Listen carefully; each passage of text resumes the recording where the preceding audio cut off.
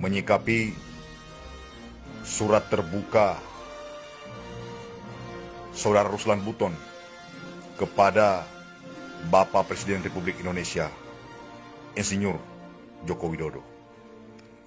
Saya mengirimkan surat terbuka kepada Saudara Ruslan Buton, mewakili suara seluruh warga negara Kesatuan Republik Indonesia yang masih menunjukkan kesetiaan kepada negara dan pimpinannya. Sangat prihatin dengan pola pikir saudara yang bukan membantu mencari solusi dalam pandemi ini. Di tengah pandemi COVID-19, saya melihat mental saudara guncang. Apakah akibat himpitan ekonomi atau ada kepentingan lainnya? Anda sebagai bekas prajurit tentunya masih berbekas keramatnya Sumpah Prajurit. Saya tahu itu, karena saya juga berasal dari didikan militer sebelum TNI dan Polri berpisah secara administrasi. Anda sebagai bekas prajurit tentunya harus cakep dalam membawa diri. Walaupun Anda pecatan, namun naluri prajurit tidak boleh hilang. Dan akhirnya Bapak menjadi golongan pembenci pemerintah yang sah. Mestinya yang saudara lakukan jika memang menjadi seorang tokoh harus mampu membawa kesejukan dan bisa beri sumbang saran yang positif dengan mekanisme kenegaraan yang bijak dan elegan.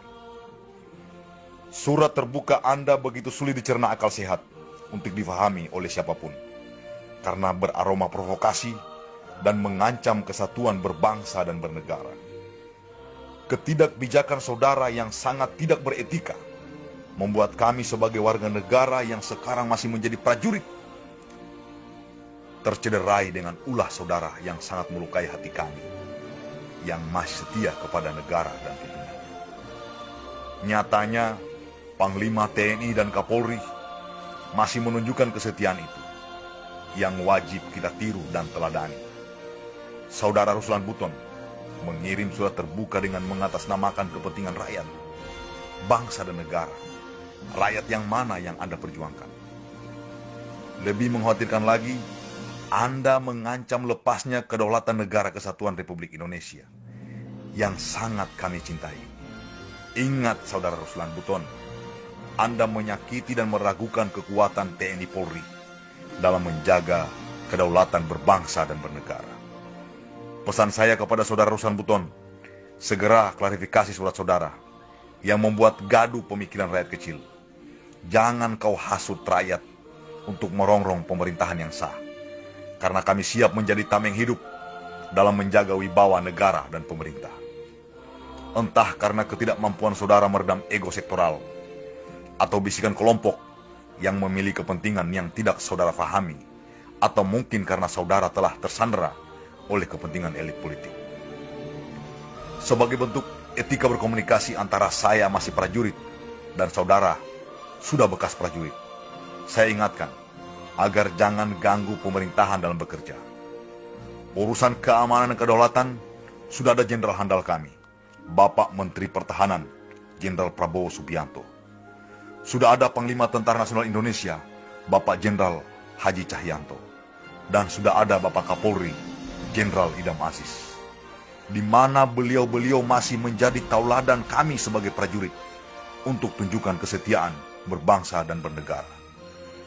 Saudara Ruslan Buton, semua sistem berlaku di negeri ini sudah diatur oleh para pakar, oleh jenderal-jenderal terbaik bangsa ini, baik dari kalangan TNI maupun Polri.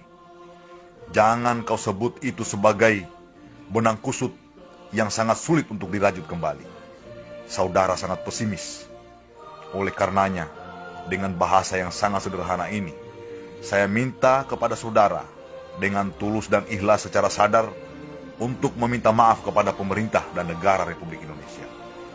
Hal ini perlu dilakukan demi kepentingan bangsa untuk menyelamatkan negara Kesatuan Republik Indonesia dari orang-orang yang lancang seperti saudara.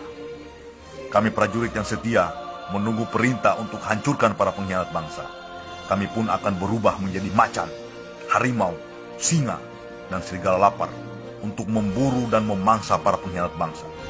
Sesuai amanat Undang-Undang Nomor 3 tahun 2002 tentang pertahanan negara. Palu, 21 Mei 2020. Jamrin, Palu.